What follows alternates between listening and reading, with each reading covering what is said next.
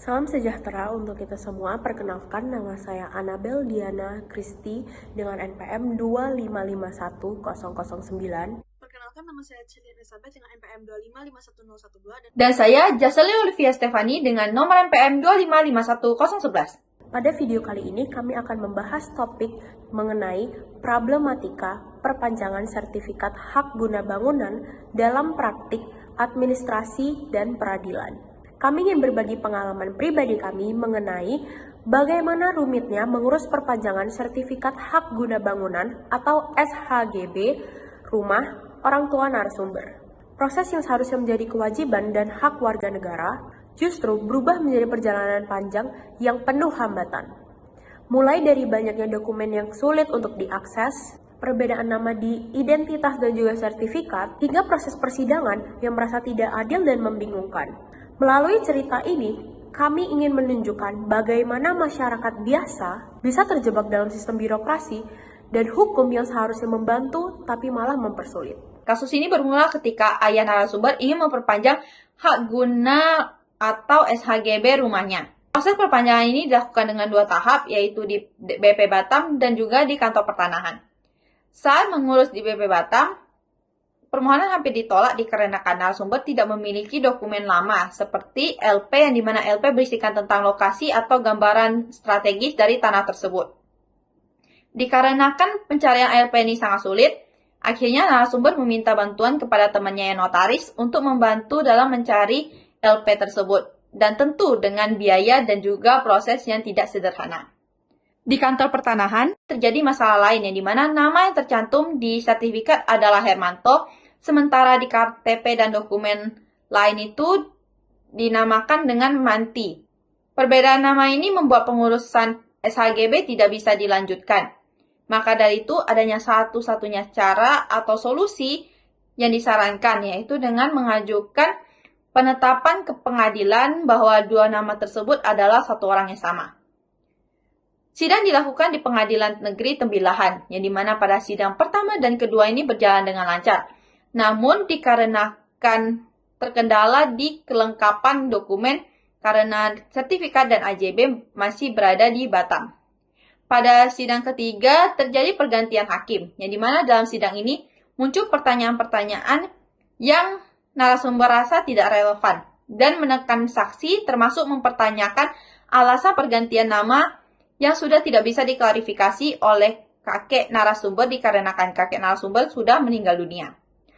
Pada sidang keempat, permohonan mereka ditolak dengan penjelasan yang tidak jelas. Hingga kini, proses perpanjangan SHGB di kantor pertanahan menjadi stagnan dan mereka masih berjuang untuk mendapatkan kepastian hukum atas hak mereka sendiri. Saya akan menjelaskan mengenai analisis hukum yang telah kami telah setelah mendengarkan mengenai kasus yang telah diberikan oleh narasumber tadi, di mana dapat disimpulkan bahwasannya kasus ini dapat disimpulkan sebagai sebuah peristiwa hukum karena pertama telah melibatkan tindakan manusia yang menimbulkan akibat hukum, yaitu dimulai dari pengajuan, pengurusan dan juga perpanjangan dari SHGB ini. Lalu kedua, peristiwa ini juga berdampak pada hak atas tanah tadi, terus ada status kepemilikan dan juga hubungan hukum antara warga negara dengan negara, sebagaimana dimaksud adalah dengan pemerintahan dan juga lembaga peradilan gitu. Dan ketiga, masalah ini juga tidak hanya bersifat administratif, namun juga udah masuk ke dalam ranah hukum karena adanya persyaratan, penolakan, dan juga putusan dari pengadilan tadi, di mana masuk ke dalam hak dan kewajiban dari masing-masing pihak, yaitu pertama, hak dari ayah narasumber, yaitu untuk mengajukan perpanjangan SHGB, memperoleh pelayanan administrasi, pertanahan yang adil, dan juga memberikan kepastian hukum gitu. Dan yang kewajibannya yaitu untuk memenuhi persyaratan administratif sebagaimana telah disebutkan tadi, yaitu untuk menyiapkan dokumen-dokumen yang diperlukan atas perpanjangan SHGB tadi. Adapun juga kewajiban dari pihak yang lain yaitu berupa BP Batam dan kantor pertanahan, yaitu untuk memberikan pelayanan publik yang baik dan profesional, memberikan memeriksa kelengkapan dari dokumen tadi, dan juga memberikan kepastian hukum, yaitu untuk tidak menimbulkan adanya miskomunikasi ataupun salah tafsir gitu. Nah, adapun hak dari BP Batam, jikalau pihak-pihak yang mengajukan ataupun ingin melakukan sesuatu namun tidak sesuai dengan syarat hukum ataupun syarat hukum yang tidak terpenuhi, maka hak dari BP Batam ini adalah untuk menolak permohonan tersebut. Terakhir, kewajiban dari pihak yang terakhir yaitu pengadilan, di mana kewajibannya berupa untuk memeriksa, mengadili, dan juga untuk memutus permohonan sesuai dengan penetapannya objektif, adil, dan juga sesuai dengan fakta, yaitu sesuai dengan hukumnya, berdasarkan dengan hukum. Kemudian sumber norma-norma hukum yang berlaku dalam kasus ini bisa dikatakan ada pertama yaitu Undang-Undang Pokok Agraria dan juga Peraturan Pertanahan terkait SHGB, Peraturan Pendaftaran Tanah, Hukum Administrasi Negara terkait kewenangan BP Batam dan juga Kantor Pertanahan, Hukum Acara Perdata mengenai permohonan dan penetapan dan pembuktian identitas yaitu yang dilakukan melalui dokumen dan juga saksi gitu.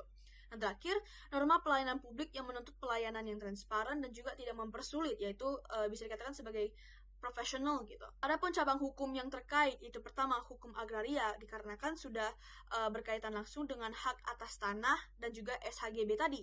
Lalu kedua, hukum administrasi negara, dikarenakan ya adanya tindakan dan juga keputusan dari lembaga pemerintahan. Terus ketiga, ada hukum perdata, yaitu penetapan identitas melalui pengadilan, sebagaimana telah saya katakan tadi, yaitu untuk membuktikan identitas melalui dokumen dan juga saksi-saksi.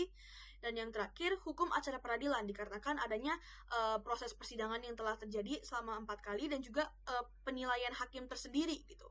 Sehingga dapat disimpulkan sebenarnya kasus ini juga merupakan hal yang kompleks, dikarenakan suatu hal yang bisa menjadi sederhana, yaitu dari perpanjangan SHGB ini malah menjadi suatu hal yang kompleks yang diperpanjang dikarenakan adanya ketidaksesuaian serta hak dan kewajiban dari masing-masing pihak tersebut. Sehingga itu saja kesimpulan dari analisis hukum yang telah kami teliti. Sekian, terima kasih. Terima kasih kepada teman-teman yang sudah meluangkan waktu untuk menonton video ini sampai akhir. Kami berharap cerita dan juga pengalaman yang narasumber sampaikan bisa menambah pemahaman kita bersama tentang pentingnya kepastian hukum, khususnya dalam pengurusan hak atas tanah. Semoga pengalaman ini juga bisa menjadi pembelajaran baik bagi masyarakat maupun pihak-pihak yang terlibat dalam pelayanan publik, agar ke depannya proses hukum dapat berjalan lebih baik, transparan, dan tidak mempersulit warga negara.